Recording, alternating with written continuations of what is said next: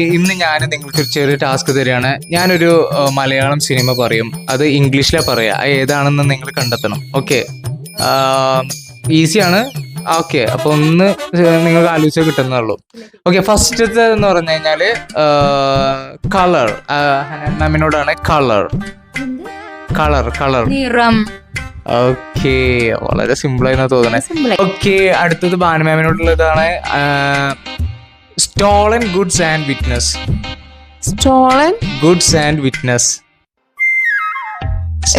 സാക്ഷിയാണല്ലോ. Stolen goods and witness. ഇത് സാക്ഷിയാണ്. ആരുടെ സിനിമ എന്നൊന്ന് പറഞ്ഞു. ഓക്കെ, അവിടുന്ന് തന്നെ ക്ലൂ കൊടുക്കുന്നുണ്ട്. സ്റ്റോളൻ ഗുഡ്സ് ആൻഡ് എന്തോ ഒരു സ്റ്റോളൻ ഗുഡ്സ് ഇംഗ്ലീഷ് ആലോചിച്ചാൽ മതി. എനിക്ക് കിട്ടണില്ല. എനിക്ക് സിനിമ എനിക്ക് മനസ്സിലായി. ഓക്കെ, എന്നാ ഹനാൻ മാം. ഓക്കെ, അപ്പൊ ഹനാൻ മാം പറഞ്ഞ തൊണ്ടി മുതലും ദൃക്സാക്ഷിയാണ് അതിന്റെ ഉത്തരം. ഓക്കെ ഓക്കെ, നെക്സ്റ്റ് ഹനാൻ മാമിനോടാണ്. Okay, this flying saucer. അതാണ് ദിസ് ഫ്ലൈയിങ് സോസർ. ഈസി അല്ലേ? Yes, flying saucer. സ്പെല്ലിംഗ് സോസറിന്റെ സ്പെല്ലിംഗ് SAUCER. സോസർ. ഈ പറക്കണ കപ്പ.